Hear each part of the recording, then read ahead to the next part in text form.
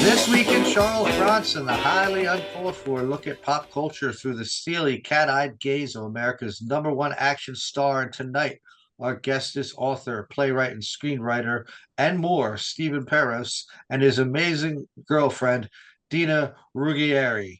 Steve has written a book about an actor who may not be a household name, but if your household has a TV, he's been in your home more times than your uncle, and he doesn't ask to borrow money.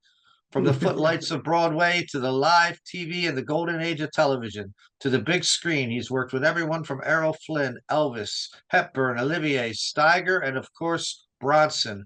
We are talking about HM Wynant and his over 80 years. That's right, 80 years in showbiz. And the book is titled You Must Believe. And Steve, fans of this show know that I really enjoy talking about films and pop culture, but since starting the show, I've really become really more into books than I ever have been, especially books about pop culture and biographies and stuff. But for me to really enjoy a good biography, there has to be something that makes it stand out. It can't just be like a textbook or whatever. You know what I mean? And what I love about H.M. Wynant, you must believe, what makes it stand out and what makes it a special book is your 30 plus year friendship with the man. You want to talk about how you and Mr. Wynant met and how you've grown throughout the years as your relationship? Absolutely. Well, thank you for having us, and I want to do my due diligence. It's Deana Ruggieri. The Ruggieri. it kind of just flows. Ruggieri. I like that better than Ruggieri. Yeah. In fact, that's I how should have. I first What's that? pronounced it that way myself. So you're in good. Hopefully, you're in good company. And did I say Peros You correct? did that perfectly. Okay. So HM and I go back 30 years. Yeah, I not long after I came to LA, peddling screenplays, and I had a screenplay that was optioned and almost made, then not, then almost, then not.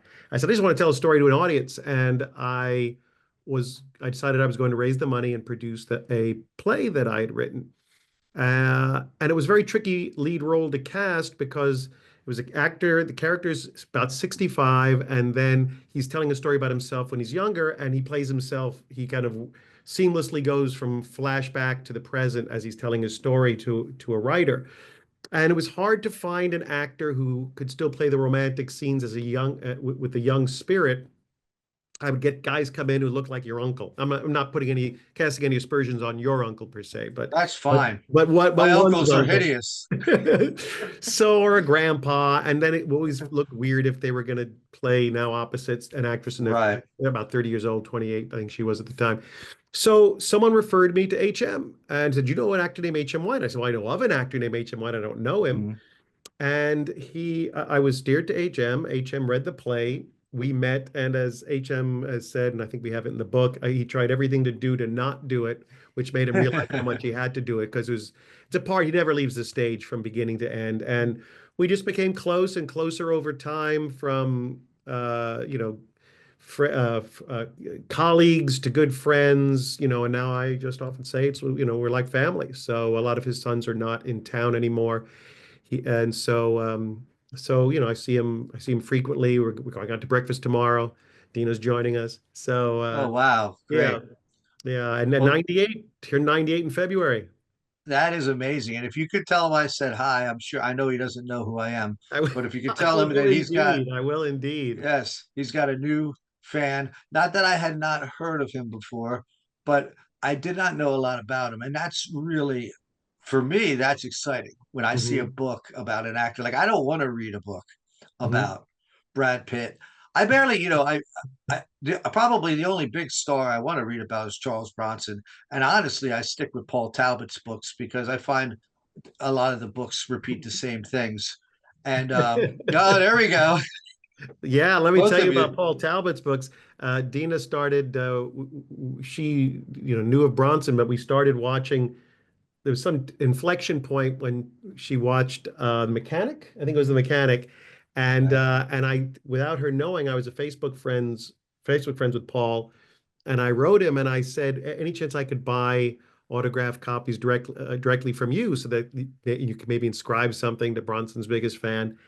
And Hmm. God bless him, he refused to accept cash. He sent them both. He sent not only the first one, but Oh, the wow. two of them to me. I in turn sent him a copy of one of the monster movie books I wrote for and edited in my graphic novel, and surprised Deana with copies, which she had. They are well worn. She has Yes. read through them both, made notes, discussed her notes with me. After the mechanic, what's next? What are we watching next? Yes. And I'm glad that you brought that up because that was actually going to be one of my questions is I know that you're a newer fan of Bronson, Dina, and that I was wondering what was the film that got you into him. And so now I know it's The Mechanic, huh? Mechanic. Though I had seen him in Run of the Arrow with HM when we were screening Hmm. Steven's 16 millimeter print with H. And of course, it grew up in the 70s and always knew Charles Bronson's name, but it dawned on me after watching Run of the Arrow that I hadn't seen a Bronson film. Right. And So that's amazing to me. But I'm coming across a lot of people like that lately, and a lot of women, a lot of people's wives or their children are seeing something for the first time. I've watched Paul is going to be coming on soon because he did commentary for the White Buffalo, but it'll be his third time on the program. And White Buffalo is one I watched with my son, but he's 9, and it feel like it's a fun one. And but I've also like showed him I showed him the opening scene of The Mechanic when he was like 7, and he said, and at that time my nephew was living with us, so he was really rubbing off on my son. And when Charles Bronson, took that shot and that building blew up, my son said, "Brah, Charles Bronson's crazy." Well, yeah, we wound up. I had that triple feature DVD. So we went from. She said, "What else can I see?" So we showed her Mr. Majestic right after that. and the Oh, Stone that's a perfect. Killer. That's a Stone Killer. Yeah. Yeah, those are the Mr. Majestic, The Mechanic, the original Death Wish. I love the one from Europe called Cold Sweat. But that era, that 70s era, Yeah. was the best. Now I'm actually a little younger than you guys, even though you guys look Mhm. like insanely younger than me. But I'm 49. I'll be 50 in Mhm. a couple months. Mhm. So and that to the young people listening, that probably sounds old, but I didn't get into Charles Bronson until like 1988. So it Mhm. was those canon movies, Yeah. Mhm. that were like really like over the top. But for me to catch up on him, and because I became obsessed with him, what they were playing on TV was a lot of the 70s stuff. Some of it like Rider on the Rain, which was almost a little artsy, and it was like way over my head as a 14-year-old, but Yeah. I'm really into it. And going back to HM, you know, you said you needed a guy that could play an Mhm. old man, but also be with a younger woman. Mhm. I guess picking a guy who had a child at 73 wasn't a Well, bad he wound up idea. having a child well after. I mean, I've known HM 30 years. His daughter is 24. So I knew him That is so wild. child. So he had Yeah. three. He has three very adult sons. Mhm. I mean, 70 years old. And Wow. and then he's married 3 times, all for very long time each. And Paula at this point, I guess the longest. Mhm. And she's 30 years younger than him, 25. Okay. Yeah. Mhm. So somewhere in her 40s, late early 40s, she said, "We're doing this," and so they had a daughter. You know, Yeah. they had a daughter. He had he never had a daughter, let alone have a child in a period where you didn't go off to work and have someone take care of your child during the week. Now, HM Right. learned from talking to two of his children is not only the daughter, but one of the sons from the first marriage. That HM was a great dad. He was the one of the two. The mom was the workaholic. HM, when he came home from shooting something at 5, 6 o'clock, 7 o'clock, he was with the kids. He was the one who insisted they do stuff as a family on the weekends. His wife was a pretty big player in television. She was the first female vice president in network television, Ethel Wynant for CBS, responsible for all sorts of shows from the 50s, 60s, and the 70s. She hit her stride, putting the casts together for little shows like All in the Family, Mary Tyler Moore, Bob Newhart. I mean, she was a huge power player, but married to her work. she'd come home and her work day went right to the master bedroom where the one color TV was and two telephones so that she could watch everything on as it was airing, and then field calls and back to work. So he was the one who insisted they go to the beach on the weekends. He's the one who took them to the amusement park or the pony rides or that kind of stuff. So he was a good dad that way. But when Pasha came around, the daughter, was pretty much retired and wound up being the Mr. Mom, taking her to school, helping her with her homework. He'd never done that kind of parenting. Yeah. To do it in his 70s was a trip. And that's amazing that he was married to a woman like that, because from reading about him and I listened to another podcast that you're on, he's the kind of guy who did the job and didn't bring the work home. And when the Yeah. job was over, he said he like wiped the slate clean. Yeah. And like to read this book, it you almost feel like you're in the room with an older man telling a younger man his stories. But what I like about him is he's honest about his memory. Like he's honest when he doesn't remember something. Yeah. Instead of trying to make up some story. Like you read some people's autobiographies and you're like, how do they even remember all that? Like they remember every, you know what I mean? And was it a bit of like an archaeological dig for you to bring those memories out of him? Like, did you Yeah, have to almost be his memory in a way? yes. I mean, initially, what gave me the idea to write it was I had written another book for at that point the second in a trilogy of monster movie books. This one called Giant Beast Cinema for Bear Manor, and I was noticing on their website that Ben Omart, who runs Bear Manor, had a sort of thing there, where he talked about we are always looking for stuff on, and one of the things was biographies of character actors that other people might not publish. I went, So I gave Ben a call. Or I emailed Ben. He lives in Japan, so I don't really call him that often. And I said, I'm really close with HM Wynant. At the time, I think he was 96. I said, would you be interested, in a book on HM? We need a little advance for HM and for me. And he said, absolutely. And so here I thought, well, you know what I'll do? I'll just go over my tape recorder. It'll be by HM Wynant as told to Stephen Perros. And then the more I got in there, and I said, we'll just kind of do highlights. Yeah, we'll be in and out of this thing in a couple months.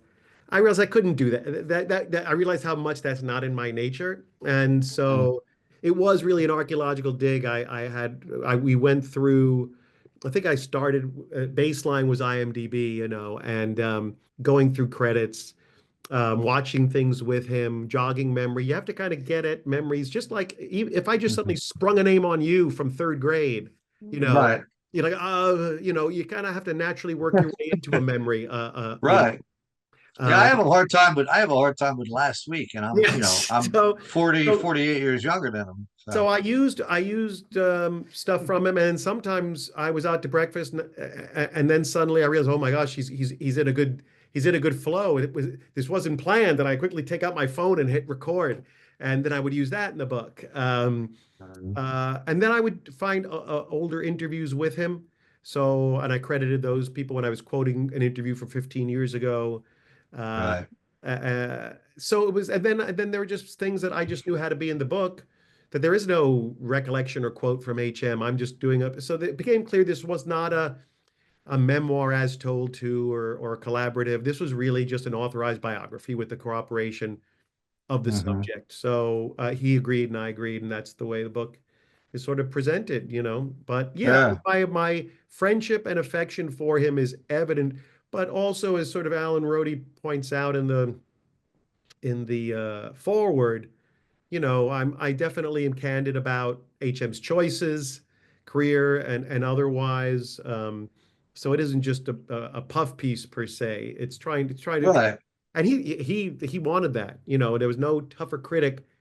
He sort of paved the way for me to be that honest, because a lot of the things he said to me was that honest, about his choices and things he wanted to go on record in the book about. So it was quite an I think experience.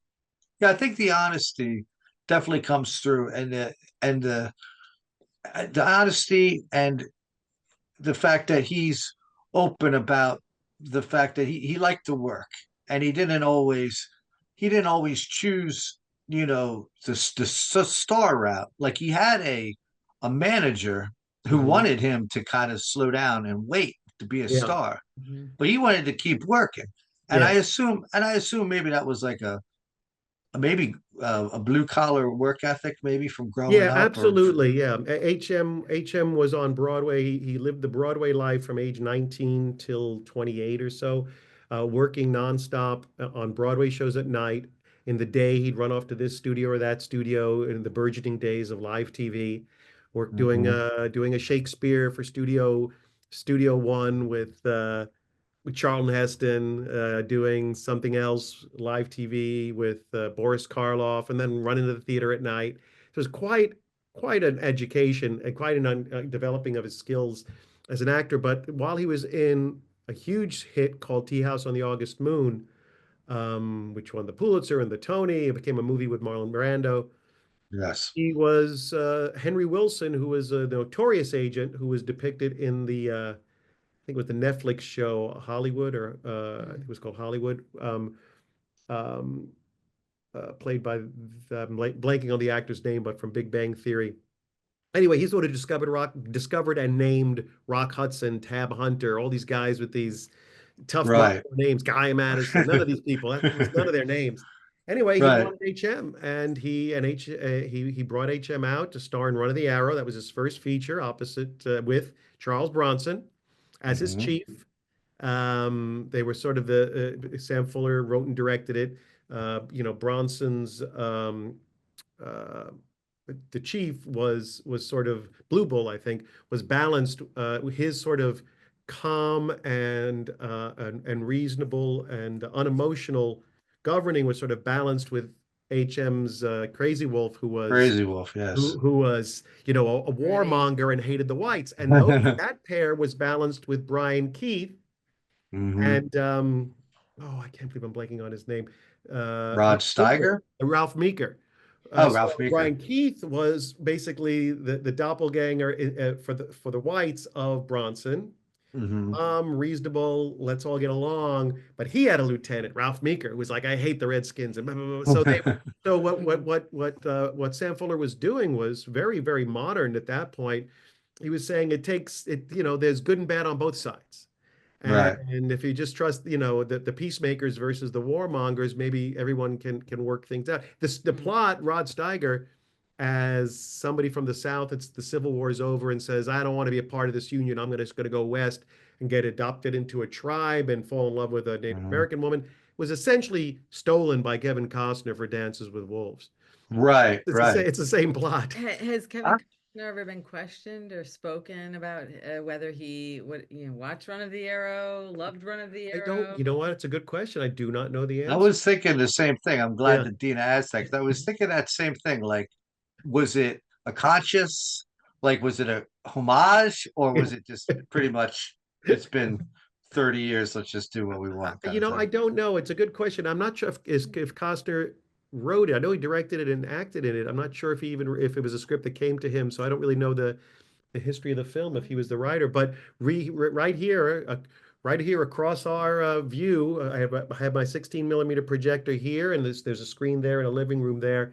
I had not only HM over to watch my 16 print of Run of the Arrow, but Mhm. Sam Fuller's widow and Sam's daughter.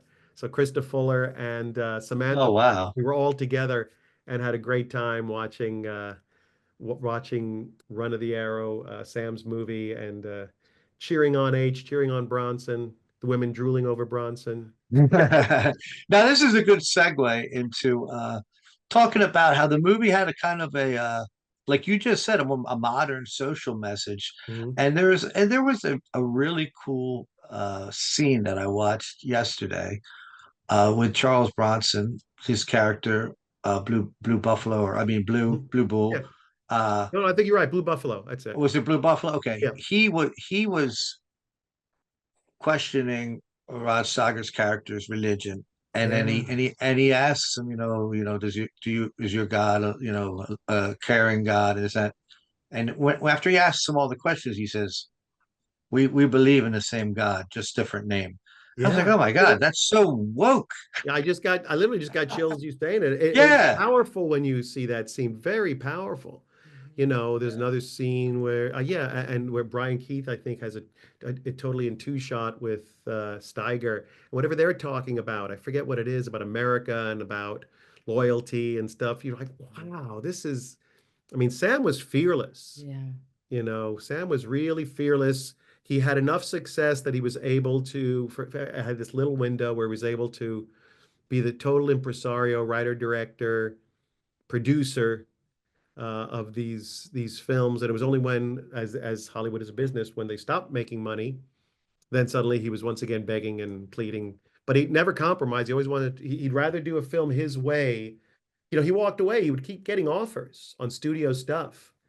And there's a whole litany of movies he got fired from because he just was going to do it his way and not take orders. And he didn't mind. It's like, well, I'll get as far as they let me stay. Now, I have a question for Deana. And if I'm not allowed to talk about this, just let me know and we'll cut this out. But you and I kind of, well, I'm in between jobs right now, but we kind of work in the same field of assisting people, of being there for people. I work in drug and alcohol and I work in mental health. And right now, I'm in between jobs, but I volunteer at a place called the Reach Out Foundation, which helps unhoused people and people living with mental illnesses.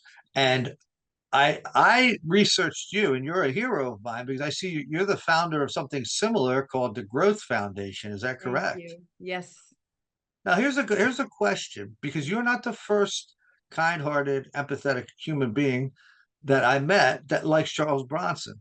Do you have any idea why the hell it would be that we would love these violent movies, for lack of a better thing to say? Yes. I have a lot to say. Yeah, please. Thank you, Eric. I'll say this to start. I didn't know that the Death Wish films I didn't know how brutal they were. Yes. In terms particularly of the rape scenes, and that was pretty hardcore, and I didn't know what was I coming. still fast forward them. I didn't like them as a kid. I was very young when I saw the first one. It was very, but yeah.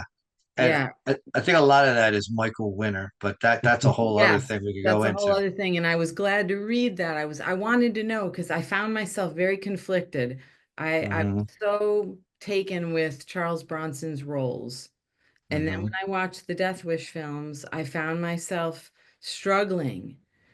How Hmm. could he participate in, and just this so brutal. It was just so, and then I was glad to read that Michael Winner took liberties and he had a cinematographer quit. And, people Yes. read the interviews with the gals that bravely played those scenes. I think what I love about the characters that Charles Bronson plays and those that are close to who I think he was inside, part of him anyway. Hmm. Journey of a man, every saint was once a sinner, they say. Right. And I Hmm. think the fact that the calmness, the control, centered, uh, Yep. much like a ninja, the Hmm. silence of the violent man within, um, acting from those places where you aren't out of control. It's very, so as far as those of us who help others who have been victims of violence and have grown up with all of it, I think there's a piece of each of us that is still, we're reconciling all that. I had to Right. reconcile my love of the artist Hmm. history, what I know of him, watching him with these films that, again, those gratuitous. And then what does that say about us that we're watching? And like you say, fast forwarding and being observant of my own feelings as I'm watching those scenes and what they stirred. There's a lot to say Yeah. there. And there's something to piggyback on this is that discovering him in his pre-Death Wish movies, he never, and I think even when his death, even after Death Wish, maybe Kinjite, where he's a racist might be somewhere, but that Yeah. the line, but largely they were crime, they were crime films. They were smart films. There, he was throwing punches against the people who should be punched. Right. By and large, his whole career. So when after that sort of run of the mechanic, Mr. Majestic, the Stone Killer, he's a cop. Hard Time. Hard Time. And then she Hard decided Times is great. to Yeah. watch Death Wish 1, 2, and 3, which I said, I'll give you you can watch them. I've seen them all a lot, and I'll duck in. I said I may duck in one of my guilty pleasures, which I know you know which one is my guilty pleasure. Yes, thank you. That's everybody's guilty pleasure. I said because it's so I said it's and it's behind me right here. There are only two kinds of people who talk about Death Wish 3. Those who say either I love it or those who say I hate it. Right. Nobody has a passive reaction because it's so over the top with its cartoonishness, right, and its lack of realism. I mean, with bazookas, with some part of New York that doesn't exist. That's right. This little lawless block. She was in the. That was terrible. By the way, I'll say something. One of the things that helped me deal with some of the brutality of some of the scenes was Jeff Goldblum and Lawrence Fishburne in those scenes. And knowing those actors as you do now, and it reminded me, okay, this is just a movie, it's just a bit, but the greater concerns about people acting on these things, those are always the questions. You watch this, does it stir in somebody a dormant anger, rage, and they're gonna go out and because like I'm the kind of person now as I'm older, like if somebody broke in here and robbed me, I'd want to be like, hey, what's going on? Are you okay? You know what I mean? But I was smiling. She's very similar.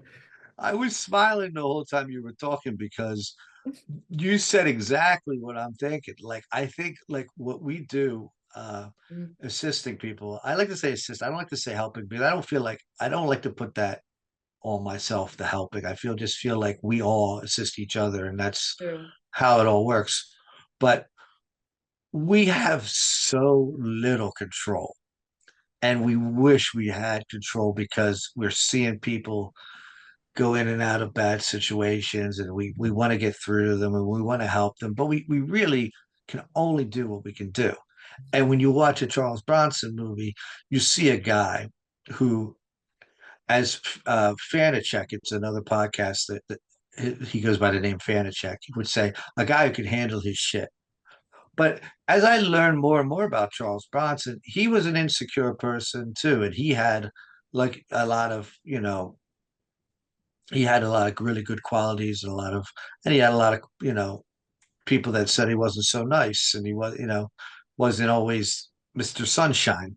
But yeah, everything you said was like exactly what I was thinking. And when you said the thing about like lack of control, like, and how he has control, like that, I think that's a good, I think that, and I grew up in the 80s where like we're talking about, to go back to Run of the Arrow, I didn't realize till I was older that these old movies had these like social commentaries and these important messages, because the 80s were Rambo, everything. And this is taken from Paul Talbot, but once Rambo came out, that's why we have a Death Wish 3 and Death Wish 4, because then everybody had to be like just the avenging angel there had to be bazookas and assault rifles. And yes, I love that as a kid, and I still do, but I really enjoy watching those 70s films. And if you haven't gotten into his European films yet, I would suggest Rider on the Rain. And we just watched it. Yeah, we just saw it. Yeah, and I said, Deana, as much of a cinephile as I am, I have to say I'm watching Rider on the Rain for the first time. What was the other one? We just watched Red Sun. Red Sun. I'd never. Oh, Red Sun is great. Yeah. And Borderline, which we just watched last night, which isn't from the same period you're talking about, but it's just one under the radar. But it's one that's flew under a lot of people's radar, and it's a little more of a serious film. It's got some great character actors in it. Bruno Kirby. It's almost a docudrama because it's strange. I don't know if it's. I think it's flawed, but it's flawed to give it a kind of something unique. Like they bring in this Bruno Kirby character, the new Hmm. city guy who's going to work with the guys on the border. You're like, okay, I'm a screenwriter. There's going to be a lot of fish out of water. There's going to be conflict. Bronson's going to probably have conflict about a racial conflict with one of the angrier, older guys. Like there's actually no conflict within these group of border agents. Right. They're just kind of doing their jobs. Like there's no Bruno Kirby has no one has Bruno. That's They make true. one little joke with Bruno Kirby at the beginning, and then it's gone. Bronson, Yeah. all those guys get along perfectly. I'm like, this movie's kind of missing conflict within, like opportunities for conflict within. Right. It's almost like you're watching a docudrama of just guys doing their work, trying to stop Yes, these interesting. Ed Harris in his first starring Ed role. Harris. Yeah. Mhm. But I Yeah. wanted to That's say about Bronson and her connection. Deana's organization, her nonprofit is called a Growth Foundation, and largely females at-risk youth. And she'll say that person's a growth girl, like will meet people or adult people or even adult guys, and she'll say, yeah, no, I have a little more compassion for him. I recognize him as a growth kid, and I think that's what she sees in Bronson. I think you may have even said that at times. That he's coming from a place of being broken Yeah, as a boy, and hard knocks. hard knocks, Hard knocks. yeah. Mhm. Yeah. Yeah. That's really interesing. So You you know, to respect that aggression. You respect that aggression when you understand yeah. the root of it. You Hmm. judge it so much. Right. Understand what created it.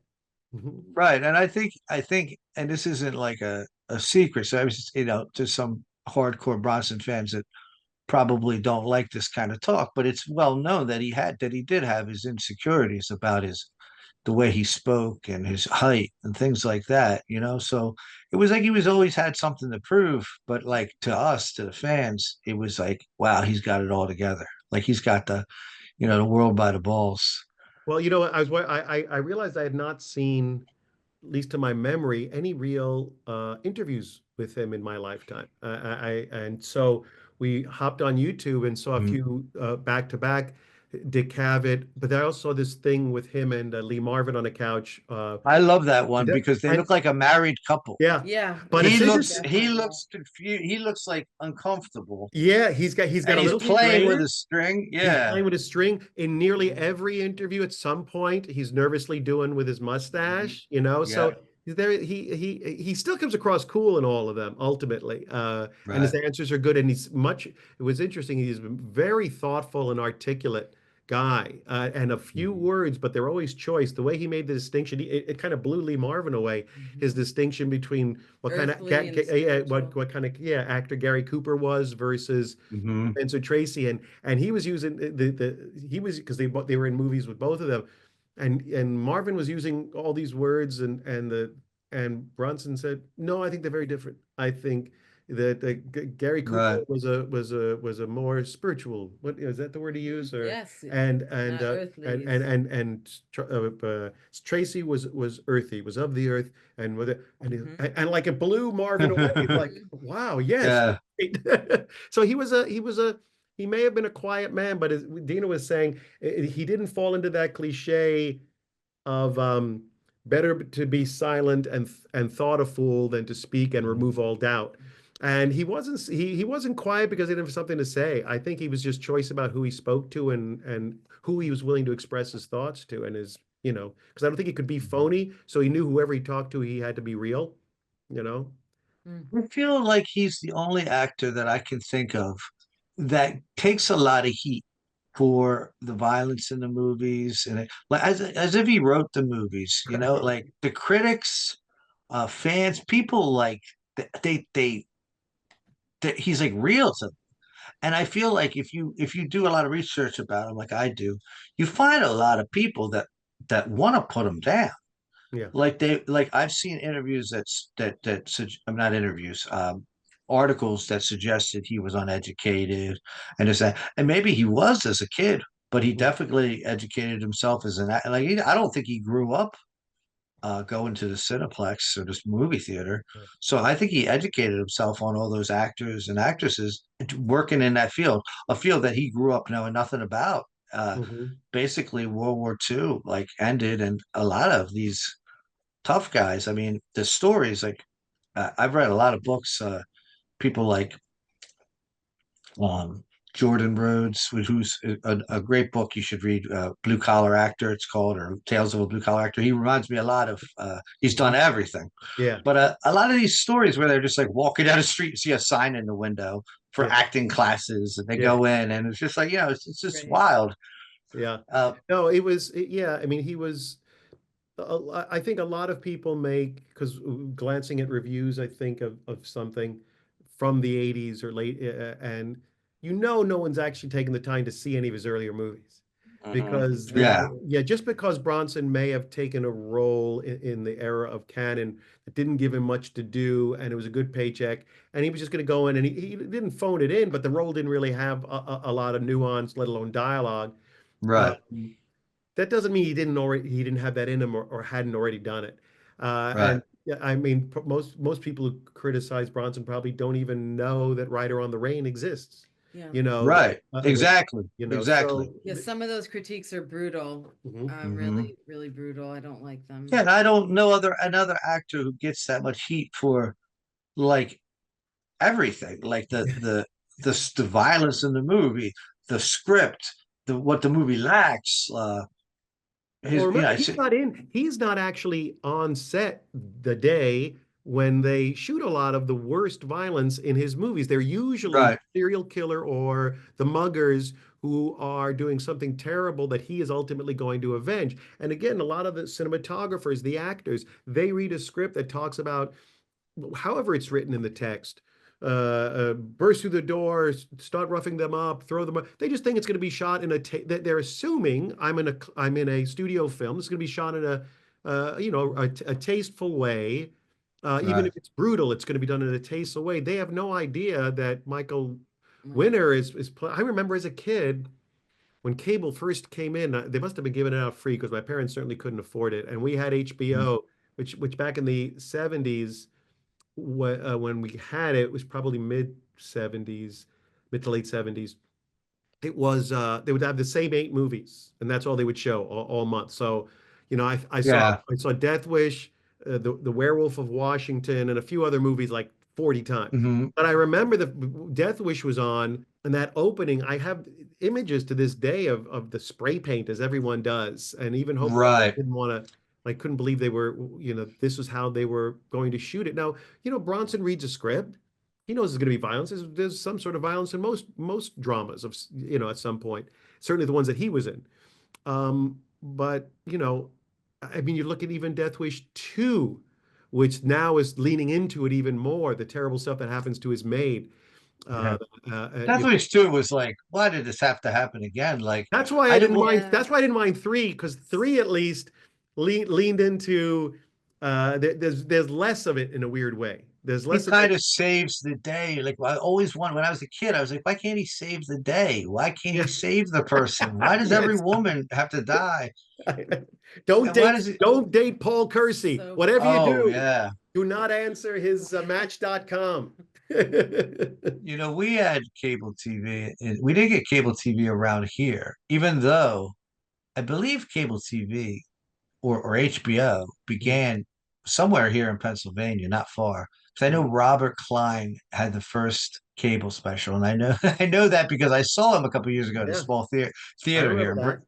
in Bristol, Pennsylvania, and we didn't get it to like the mid '80s or something. And so you talk about I'm a guy with a film podcast, but I'm not I don't know if I would call myself a cinephile.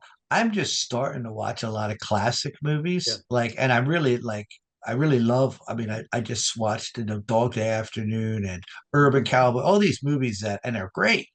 But like I grew up loving movies and music that was available to me. yeah, So when Mhm. I got older and I found out that some of these movies were considered bad, I'd be like, "What? It was on HBO all the time." I just thought, like when I was a kid, I thought I just found everything amazing. yeah, Heart Beeps with Andy Kaufman, yeah, yeah, horrible movie. Popeye with Robin Williams, but yeah. so it's just funny that you bring that up. But Oh yeah, no, to go back to HM, one thing that really was interesting to me in this book because I didn't know that there was so much of it in the early golden age of television. And we're kind of jumping back here, but the live TV, he did so much live television. Was that? I would think that that would be very challenging, but also like a something that you kind of something great to have on an achievement to have on an actor's resume, like almost like a Shakespeare in the Park or something to say that you Yeah. did live TV. Like, Well, television just was following the model of radio, and radio, the 30s and 40s, it was all live. mhm. Whether it was a disc jockey or whether it was live dramas, actors in a studio, it was part of the excitement of it. Why no one ever said, why don't we take the stress off of ourselves and just kind of record it and edit it and tweak it? And that I just think it was a volume business. You just had a constant no one thought about things. There was no the word repeats, syndication, those Mhm. didn't exist. You did it, it spilled out into people's homes, and that was the end of it. Now you're on to the next one. So Um, there's no is there no recordings of these live Depends on the programs? show. There are some Yeah. shows where because what would happen is often they sometimes they performed it twice in New York for live feed to New York in prime time, and then they performed it again for live feed to LA. Now, Wow. then sometimes what they did was they would literally shoot a film off of the broadcast. They had a camera pointed at it. It's called kinescope. I'm simplifying what it is, but it's basically what it is. So they would have a filmed record. Now, some shows have a film record. You could watch Requiem for a Heavyweight with Jack Palance. You can watch all sorts of Rod Serling Playhouse 90s, Patty Chayefsky Playhouse 90s. Yet and then some are lost. So it all depended if they kept it, if the kinescope was made and then in the ensuing decades actually was kept well and stored well and still exists. Uh, no one knew there'd be any market. No one thought Right. things would be. That's all the other reason why it was so easy to forget about it because it was over.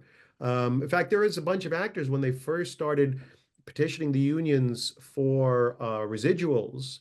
Believe it or not, there were a lot of actors. There was a big group of actors. HM said he was one of them who were against residuals.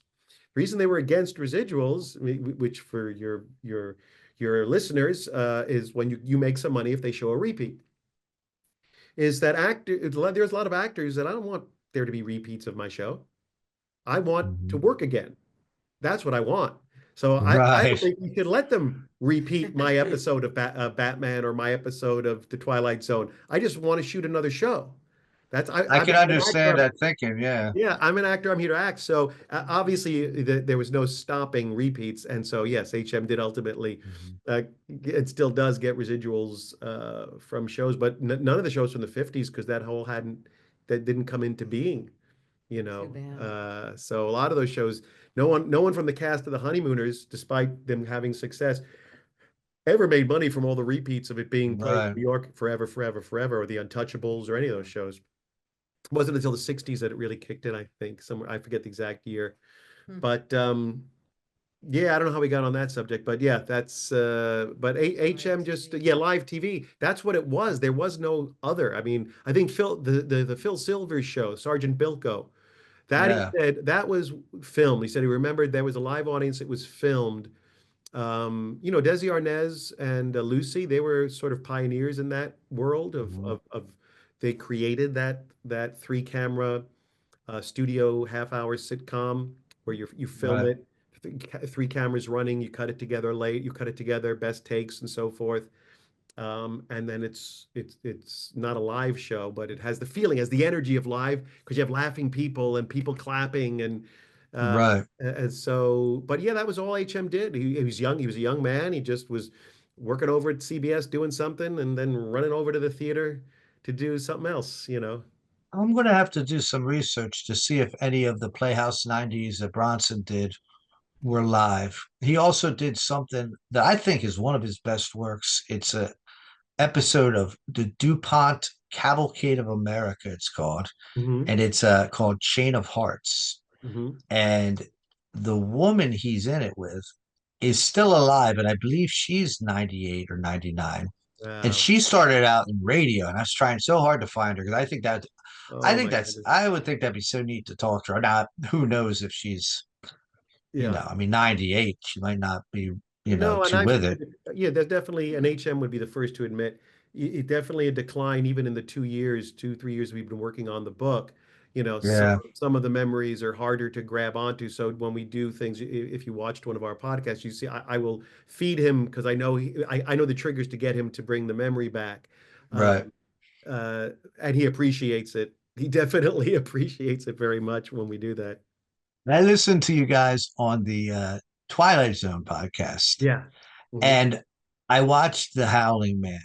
And just a couple of days ago, I was happy that I'm able to find that on Amazon because it's hard to find things sometimes. I mean, yeah, Yeah. some things are easy to find, and then some things are hard. But it was about 16 minutes long, I think, and I just like I feel like that 16. If I had a class, if I taught an acting class Mhm. or a directing class, a class on suspense and fear and how to film something, like I feel like that 16 minutes was a master class on like all of those things. I think HM's performance was like was really Yeah. was really amazing. Yeah. And then you have John Carradine in there and Yeah, he said, when you go on, he did remember that when you went there that the first day was supposed to be a table read and rehearsals, and then you start blocking and shooting. And he said we got through one table read and the whole rest of the day was John Carradine telling stories. And he thinks the director allowed it because it allowed everybody to get loose and casual with each other right. and familiar with each other. He said, but he was just hanging on all of John Carradine's tales. Yeah, I mean, HM's first Playhouse 90 was a filmed Playhouse 90. A lot of the westerns were filmed. Um, Hmm. so he did his first Playhouse 90 was a western, and then he did one other filmed one called Without Incident with again another icon. You suddenly come to LA and now you're playing scenes with Errol Flynn.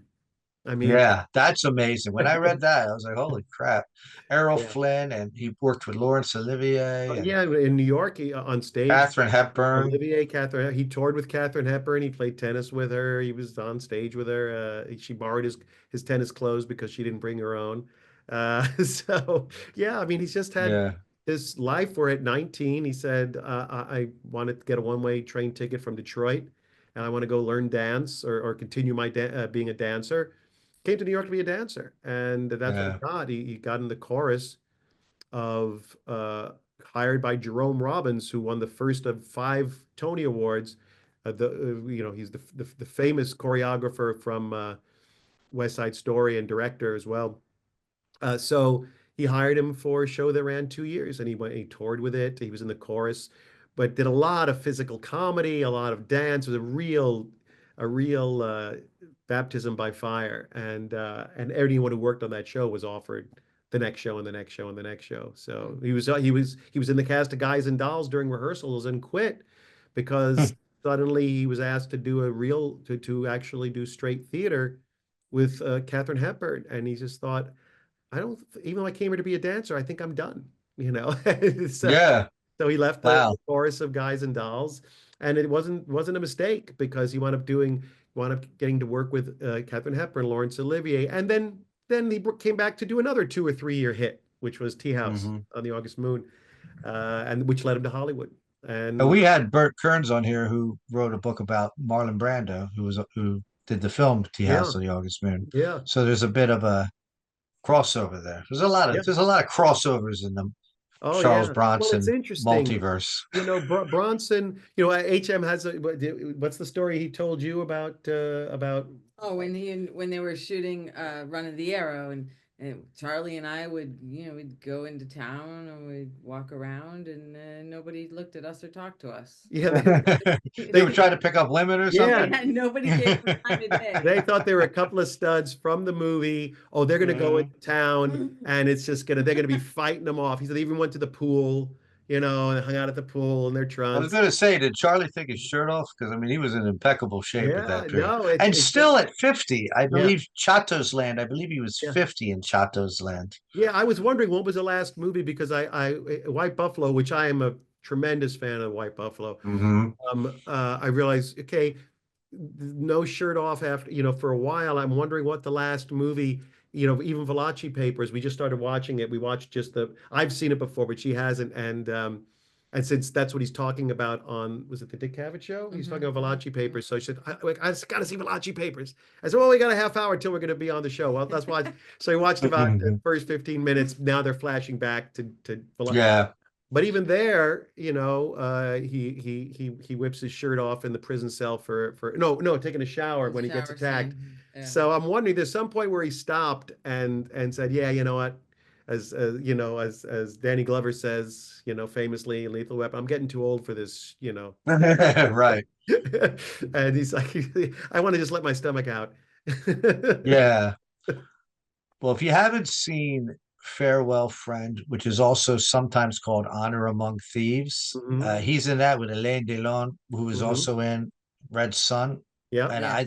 who I think is a great French actor, Yeah. and I believe he was named the most beautiful person in the Yeah. world at one time. He's very, very beautiful man. He Yeah. just passed recently at a very old Yeah. age, Yeah. but that movie that's a really cool kind of like Well, here's heist type of movie. Here's something interesting. We sat down to watch Rider on the Rain, and Bronson, listed among that short list of films of his he's very proud of.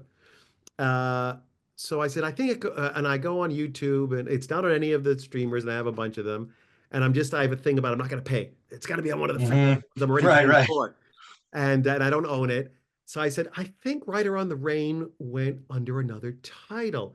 I think, Mhm. and I didn't know what it was about. I said, I think that's the one that he did with Alain Delon, and it's also called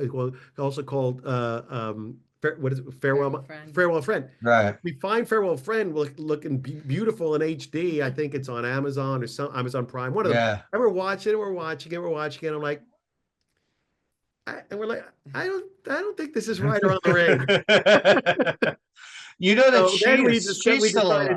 then we decided to watch Rider on the Rain in the muddy version that was on YouTube. But Oh yeah. who's still alive? The actress in Rider on the Rain? Marlene Jobert, Yeah, the love from that yeah, movie. love. She writes children's books, and some of them are about classical music. I guess she's Yeah. very into music, and she has a daughter and a niece that are Mhm. fairly popular. I mean, the film won, like, was it like the Golden Globe for a foreign film, international It film? was a big film over Yeah. there in Europe, and it was actually not it didn't do bad in America either, even though he was not the big star that he was yet with Death Wish. I mean, I guess that's what I guess as Americans we needed more blood or something. I don't know.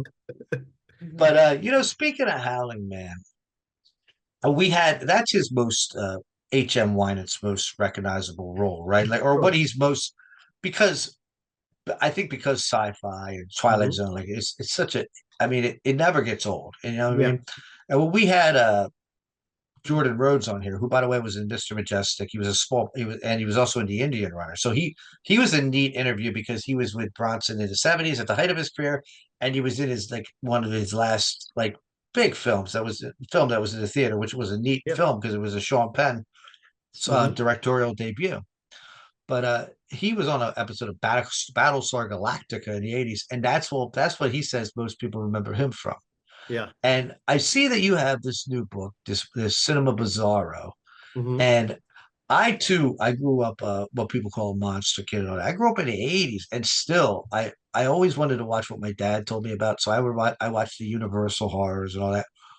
And this is a question for me to you as a writer, and a fellow, artist and all that. What do you think? What is it about horror and sci-fi that it seems to be a lot of our first loves? Like whether you're a writer, director, um, I feel like a lot of people that's like their first. I mean, was horror or monster Yeah, film, it was sci-fi, was that one mine. of your first Yeah, loves, or is it it's just a definitely. I marketable? mean, yeah, here's my War of the Gargantuas French one sheet. There's Escape from the Planet of the Apes. But yeah, it's a lot of my yeah, there we go. There's Mothra over here, Oh wow. Tarantula up there, Colossus of New York. Anyway, yes, it was I was influenced by my older brother who was a movie buff, he was the Mhm. universe, the Warner Brothers gangster guy, the MGM musicals. So I had Yeah. the different. So I was the Universal monster kid. This is all pre VCRs. So Hmm. watching movies were Haley's Comet. You either saw that thing that was Yep. Channel 9 at Yeah. 4 o'clock, or you stayed up to watch that thing at 11:30. And then had that dreaded moment that every film goer remembers, which is you're stayed up to watch this thing that started at Mhm. 11:30, and the next thing you know, you're woken up cruelly by the end music. Oh yeah. Oh, I missed it. And I'll have to wait another 6 months. I used to Um, wake up to Larry Ferrari. In Philadelphia, there was a guy, Larry Ferrari, that would play the organ on Sunday mornings. And I would fall asleep to Stella, the man eater from Manioc. She was like our ripoff of Elvira.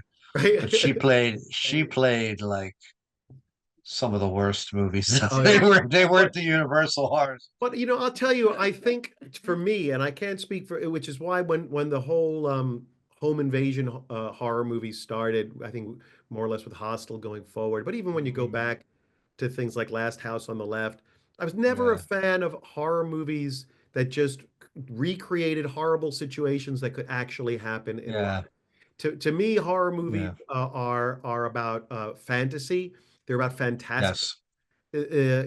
Even when even to some extent, I was a little bit of a prude in 1980 when I was 14 years old when the slasher films came in, which I like more now for their nostalgia than I did at the time because I was growing into it Yeah. film Mhm. person, and I wanted to see all the Val Lewton horror movies and I wanted to see that. So for me, horror was always about werewolves and reanimated bodies of the dead. Right. That's why I gravitate towards the Dias de los Muertos and the Mexican celebration Hmm. of Halloween. And it's how we sort of like, I'm not afraid of you, and all the fantasy Right. that represent the dead and death and vampires and ghouls and zombies. I had an ex who loved watching ER when that show was first on, and ER was notorious, like primetime TV, and these shots of people in the operating room pulling out organs. Oh, they would do all the gore because it wasn't really gore, it wasn't violence. Right. And I'd walk in the room and I'd do this, and she'd go, "You don't, how could you possibly ever? I don't want to watch that. I don't want to watch Yeah. real blood and something that is recognizably." Violent from the real world. I don't even like that in action movies. Yeah. Like I like when Charles Bronson's plowing guys down. I don't want to see their heads explode like Yeah. some of these newer movies. Yeah. Like a lot of people think because I'm gonna lose a lot of well, I might not lose listeners, but I'm gonna surprise a lot of people here. People think because I like Charles Bronson, they're like, oh, John, have you seen the John Wick movies? I freaking hate those movies. They give Yeah. me a headache. They're too loud and like, and there's like people's heads are exploding, and Well, they're shooting yeah. people like right point blank. It's like, what the heck is going on? Well, the downfall of the John Wick movies for me, because I discovered them, they had already done three, and I said, I should probably watch one of these. And I watched the first one, and I'm watching it thinking, oh, this is a pretty good movie. It has a 70s vibe, like the Hmm. villain's kind of interesting, and Wick's kind of interesting, and then the violence kicks in, and it just feels like CGI And crazy it doesn't stop. time. And I'm like, Hmm. if you're going to emulate this kind of 70s vibe, do the violence, do the action the way it was done. Get stuntmen. Don't make me, I mean, don't do things that's impossible for a human being to do. And Right. it does not need to mow down 35 people and come away unscathed. I It, kind of it like a needed, movie that's a like a bit of a slow burn too, like I recently from my uh co-host that's not here with us tonight, Brad Crane, watched a film Rolling Thunder oh, it's with great. Tommy Lee. Yeah, Great like film. it's they because they were in that prison camp, they could they were patient and they Yeah. waited to exact their revenge. Hmm. And I wasn't bored, but I feel like this now horror has to be nonstop guts and intestines and Yeah. brains. And I feel like action has to be, I mean, guys, people are flipping over, cars are driving through other cars and landing Yeah. on their, it's, I don't know. I get a headache from it. Yeah, no, I agree. So yeah, I've always loved horror, that was transporting, that was not something that could happen in this world. Yeah, and I also like I like a horror that's got kind of a like an interesting story too. Like one of my favorite. I brought this up on this show before. This show goes all kinds of directions. As it's meant to be a pop culture program that just kind of, in fact, Run of the Arrow, Rod Steiger, like he's one of the main reasons. I was like, I'd like to do a show where I talked about people like Rod Steiger and Lee Marvin, but Charles Bronson was the guy I knew a lot Yeah. about, and he's my favorite. Yeah. And Rod Steiger, when I was a kid, him and Love and Bullets, even though Love and Bullets is considered a piece of crap, and critics say that he's overacting in that. That was the first time I was watching a movie with Charles Bronson. I didn't know what acting was. I liked Charles Bronson. I liked James Bond, Hmm. but I didn't know what acting was. That was the first time I saw a guy act and go, went, who is that guy? What is that? Like I thought that was the greatest. I thought that was the greatest acting I've ever seen in my life. Steiger, Steiger. Steiger, Yeah. yeah. Well, he So imposed that stammer and all the stuff that wasn't yeah, in the script, you know. yeah, that really stuck out to me as a kid. Why did I say that? What was I talking about? Uh, Oh, hopefully, this is bad. no. One in the revenue. Oh, how we Yeah. go off. I go off in different directions and Yes. stuff like Hmm. that, and we talk about different things. Um, but still, I don't know how the hell this has anything to do with Rod Steiger. But there's a vampire movie Oh, that called people are going to say about horror, that a lot of the people aren't going to believe me when I say, or aren't going to like that I say that I don't like the violence. Oh, the John Wick. No, Yeah. yeah, and the John Wick and all that crap. But no, I no. don't know. We were talking about horror, and I think this is what I was getting at. You know what? I think HM probably has a better memory than I do. But but we were talking about horror, and I like a horror with a good story. And the point I was saying was we go off on tangents about different things. And I brought this movie up on here before, but it's called Let the Right One In. Yeah. It's a Swedish vampire movie. That's a really neat film. And the guy who wrote it wrote this a newer movie called Border, which is about like I can't even tell you what it's about. Like troll people, like but it's based on Swedish folklore and like it's regular woman. She doesn't have, but that's what I like. I like things that give you like a story and make you think. So like when it comes to like newer horror, um, like I like maybe like a handful of directors. You know what I mean? And I don't even know that I would consider it horror. Even like I like David Cronenberg's son, Brandon Cronenberg. I like Yeah. him a lot. Mhm. I don't even know if I consider David Cronenberg horror, to be honest with you. Mhm. But that's what I like. You know what I mean? I like something I like weird.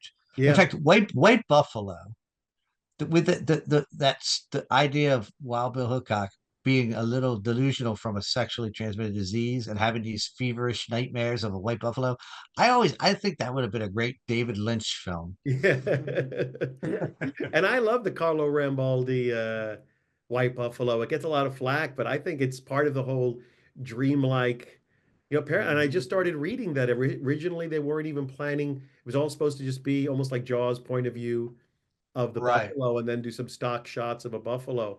And then a lot of that stuff came, later or in or somewhere. What happened was Jaws was a big success, Yeah. and so De Laurentiis made them go back and film all those buffalo sequences. Yeah. But that buffalo was pretty like bad looking. Like you could tell it was on wheels, the back two legs and Yeah. everything. But it was a cool movie. I It love does. it. It gets a lot of flack, but I could watch Yeah. it with my kid. Like, You know, the you Ray Harryhausen, and I'm not I'm paraphrasing, but he was talking about stop motion, and Mhm. it should not look real. It should look like you're watching a dream, that you're watching a Right. fantasy. And there's something, when I see a werewolf movie and they just have a wolf, yeah, that looks Yeah. really real. It's a wolf that just crossed over, and Hmm. they even taught it to bare its fangs. I am Hmm. so disappointed that it isn't somebody in werewolf makeup, so Right. it's this that I can like admire. I don't want Right. to see a wolf walk across the frame. So the same thing, I there's something about whether it's intentional or not. I just love that I'm seeing something that took a whole bunch of guys to make, and they're trying to figure out how to make it move. And we got Exactly. great Yeah. John Barry music, and they're doing it on sound stages because they can't do this this Hmm. white buffalo out in the wild. And I just love knowing it's on a stage. It also makes it somehow dreamlike. Yeah. None of that may be intentional, but my experience, I just wind up eating it up. I just love Yeah, it. yeah, I'm a fan of that too. Like I like to be able to kind of like sit there and kind of see the work that they put into it a little bit. Right. And And when they didn't, and when it mhm, looks like when they did sloppy work, sure, I'm the first to say, but I feel like the White Buffalo really tried. They really tried yeah, to do it. it's funny because I think my dad was cheap and we didn't get the cable till late and we didn't get a VCR till after everybody. But I need to thank him for that because being in in the 80s, VHF, UHF television Yeah. was still like I still playing Harryhausen and all Yeah. these things that were like decades before I was born. Yeah. But like I mean the Dead End Kids and stuff like that, Yeah. like or the Well, Bowery that's we Boys or didn't whatever they care were called. as kids then. That's what was on TV. There Hmm. was no other way. There weren't DVDs or Yeah. VHS of R-rated movies for us to watch. Well, for me, I'm Mhm. speaking, not for you. And so most kids, not even every kid my age, whether they love movies or just a passive movie fan, remembers movies from the 30s, 40s, 50s, Right. 60s because that's all that was on TV. We were Mhm. growing up. They've all Yeah. Frankenstein, or Right. because that was the diet. I remember watching these Blondie and Dagwood shows with my mom. My Mhm. mom and my mom was not alive when those were on. My mom was born in 50s, but like there was something that she remembered watching, which the same stuff was still on. And I feel like I got an education. Um, and like I said, I watched what was available to me. So it's like it's a very diverse education, you know what I mean? Like some of it was crap in some people's eyes, but to me, Mhm. like some of it's classic, you know what I mean? Mhm. And I think that's what's so much fun about talking about pop culture and films and all that. And speaking of the Harryhausen, I don't know if it was who quoted it, but Gilbert Gottfried says it a lot on his podcast before he passed. He said somebody he couldn't remember who it was either said special effects looked fake but felt real, and CGI looks real and feels fake. Absolutely. Yeah, Yeah. and I agree with that. That's what when you said I think of Harryhausen, that's what it made me think of, and Well, so they if you rewatch Jurassic Park, mhm, made in 19 whatever 92 whatever three, yeah, um, the effects are more convincing. His fusion of hmm CGI with practical, which is also what Peter Jackson did in the Lord of the Rings films, right, becomes more convincing than the Jurassic Park movie 20 years later. That's just right, wall to wall CGI. Everything is CGI. And because they start doing the CGI so fast, and so many of the people who are doing it are button pushers, they're not artists. And so right. it doesn't, it's just an overload and it winds up being unconvincing. You're not thrilled when something happens, you're just kind of bored. Yeah. And kids are that way Yeah, too. They're just kind of bored, yeah. you know? And before we go, I want to let you plug HM Wine. Everybody out there, if you Mhm. like to read stuff like that, you need to read HM Wyman. HM Wyman, you must believe. But you Mhm. also got to grab everything. I'm going to buy all your books. I'm even going to Thank you. read your graphic novels. Look, I'm a once I know somebody and I like something, I become a huge fan. Like I'm going to be I'm going to be your biggest fan. But Thank you. before we go, I want to ask Deana and I want to ask you: do you think in this world and the way things are, do you think that there will ever be another H.M. Wyman or another Charles Bronson? Like I I don't like I just don't think there could be. Like I just don't think the circumstances are there. What are your thoughts on this? It's a great question. Yeah. No, I mean, I don't know. There could never be another Charles Bronson. I'll say that for Mhm. sure. I mean, Yeah. they don't exist. It's hard for them. Is there another working class guy who grew up, in a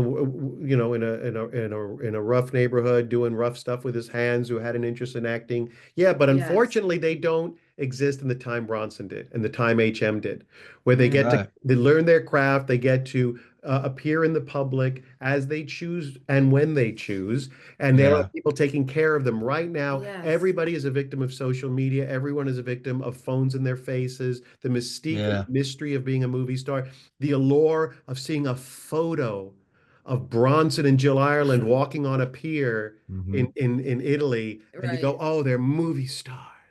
You know, Yeah. Right. we don't have that. We don't. No. There's no ability to do that anymore. That Mm. you're cursed by being born into this era and trying. Yeah. You know, some of the it takes a lot of work Hmm. and there aren't the people taking care of you like they were taking care of the Bronsons and HM, the handlers and the managers and the studios that wanted to protect their property. You Right. know, Bronson was under contract, so And was HM. and both of these men working at the Go on in, bud. I'm you, sorry, my son is at the door. you know, HM, a child of immigrants. I don't know I don't know what he's Yeah. doing. Yeah, You know, yeah. No, He that whole. usually pops in. He usually pops in on every Oh, your show. son? How old is your son? Yeah. 9. Uh-huh. Well, Yeah. yeah, I mean, I just want to, yeah. So the book is called HM Wynant, You Must Believe. Must That came believe. out in the fall. And then there's a book, and for those who don't know, please take a look at it on Amazon or on the Bear Manor Media website. We have all sorts of endorsements from amazing writers, but HM has been in any great, amazing pop culture show from the 50s, 60s, 70s, 80s. HM was in it. Yeah. He was in. I didn't even get to talk about Mannix and Cannon. I Oh, love those. I used to all watch those shows. reruns of those with my grandfather, and those were like Oh yeah, I Cannon. mean, Cannon was fat and he was running around chasing people. I love that. oh yeah, Mission Impossible, Man from Uncle, Wild Wild West, Hawaiian Batman, Five O, 2 episodes of Batman, 4 of Mission Impossible. Bat So, Masterson too. I think, right? yeah, oh yeah, Yeah. on the Untouchables. I mean, tons and tons of shows HM was in. A lot of those shows are popping back up on cable now with these Oh, all they're these all, I mean, with all these all so with great. Peacock having the whole NBC library, Mhm. Paramount having the whole CBS library. Yep. So you got a lot of shows now you can see in beautiful HD, the way no one Mhm. intended for it to be seen. But Yeah. you can see it that way. A friend of mine said, "Aren't you going to upgrade your collection of you're such a Night Stalker fan. Aren't you going to upgrade your DVDs to Blu-ray?" I said, "No, I don't want to see it with any more detail than I saw it when I was a kid when it I'm first glad aired." you say that. I'm glad you say that because a lot of our listeners are shocked that I don't go and buy every like Blu-ray that comes out and all that. Like I mean, I watch this stuff on the worst. I mean, I've watched it in my bedroom on a black and white TV, like with the Yes. antennas, like so. It's like I'm not a she loves I- watching stuff on VHS. Yes, I like the yeah. keenness. It's an era, it's a time in life. Hmm. Yeah. Right. It's like put on a record. You don't hear the little scratch. Mm. You know. Absolutely. So I just want to give a plug. So the new book just came out last week. We were number one we've been number one for about 6 days now since we came out. Cinema Bizarro. This is the third book in a trilogy, not a trilogy, but in a series where we get a whole bunch of really cool writers to write about really uh, cool horror, sci-fi, fantasy movies from the 30s, 40s, 50s, 60s. The first one was Giant Bug Cinema about, yes, you guessed it, giant bug movies. Then the Mhm. next one was Giant Beast Cinema, which was about giant things that weren't bugs, and now Cinema Bizarro, which covers things like weird, like killer plants, eccentric aliens, and horror westerns, a genre that's very rarely covered. So we've done really well with this book. If anyone's in LA, any of your listeners, on March 29th, we will be at the me and 4 of the writers, like well, 4 of us, we will be at the Philosophical Research Society. They have a theater there. We're going to give a little half-hour presentation. We're going to screen the Japanese sci-fi movie Warning from Space, and then we're going to do a book signing out in the lobby. So that's March 29th in the afternoon at 2 o'clock. I'll post. Please friend me on Facebook. I'm the Stephen Perros who is not a triathlete real estate agent from the Northeast. I'm the one who, I'm the one who's a filmmaker and a writer. So friend me, Excellent. and you can keep up to date on various things going on with my books, my films. I'm also a graphic novel writer, which is a whole other story, a whole other side of me. Um, Mhm. but yes, thank you for the opportunity to talk the book and about HM. I'm so glad you enjoyed it. I did enjoy it immensely, and I just want to let you guys know when I don't have big celebrities like Deana and you on. Well, I usually just bring on a friend of mine. It's usually a comedian or another Yeah. podcaster. And what we do is we just take one of the films, Bronson films, and then we talk about the film, but we also talk about the what was on TV the night it came out, what was in the Oh, theaters, the great. records that were out that year. So if you Cool. guys ever want to come back again, I would love to have you. Absolutely. Eric, we would love to come back. Thank you. Oh, thank you so much. It was such a Wait, pleasure. hold on. She was sneaking in her Well, I Bronson. was sneaking in my Bronson impersonation. It's not too bad. It's not too bad. 'Cause I feel like a lot of people they do it too high pitched. They do this like cartoonish version. I think you're Yeah. pretty good. I think you're pretty. You know, Stephen. You know what? I'm never going to get off the call here. So when this season is unleashed, we interview a young man. I think he's 19 or 18 or 19 years old, named Henry Brooks. He's been on twice. Mhm. He wrote a high school musical called Charles Bronson, More Than a Vigilante, the musical.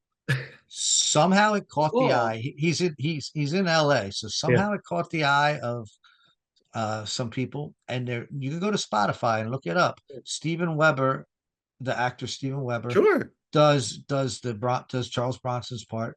Lisa Loeb, the singer, I believe she is Jill Ireland. And there's Oh, like nice. go to Spotify and look Yeah. up Charles Bronson, More Than a Vigilante, the musical. It's freaking amazing. And it's gonna Wow. it should be released soon where you can buy it on vinyl and all that. But this kid, he wrote it when he was like 17. He saw a couple movies. None of his friends ever heard of this guy, Charles Bronson. And so he started writing this thing, and it's very heartfelt, and it's got a modern social message in parts of it, and it's funny, and it's and he So they did reminded they did like a cast recording or something, or is it like a cast recording. Yeah, there's and if Oh. you look it up too, like yeah. so Stephen Glickman is involved. I don't know if you're familiar Mhm. with him. He's involved. He's a very talented comedian, musician. Like he's a song and dance man. Like from like you know what I Yeah. mean? Like he does it all. Um, a couple other people, but off the top of my head, Steven Weber, Lisa Loeb, Wow, yeah, that's awesome. yeah, and this kid's only like 18 or 19, so yeah, you Yeah, gotta you check had him him on out. your show. We'll watch that episode. Yeah, you can watch the first one, and then the second Yeah. one will be out soon. Okay, So, terrific. so I'm going to be releasing this episode, and Paul Talbot once we record him, and Henry Brooks, the kid who wrote that, and that's and so on. So what's the rough timetable? When do you think these will be? Well, I probably would say like in the next 3 or 4 weeks. Like I'm probably going to start releasing them next week, Mhm. and I'm going to do one, every week for the next 5 weeks or so. Okay, Excellent. Yeah. and Yeah, I'll looking forward stay to in it. touch. Yeah, Yeah, please. we'll be Yeah. watching. We'll promote it. We'll promote it. Don't worry. Thank you very much. I Thanks, love you Eric. guys. Thank you so much. Thank you. Thank you. Love you. Bye-bye. Bye. Get that book, HM WYNANT.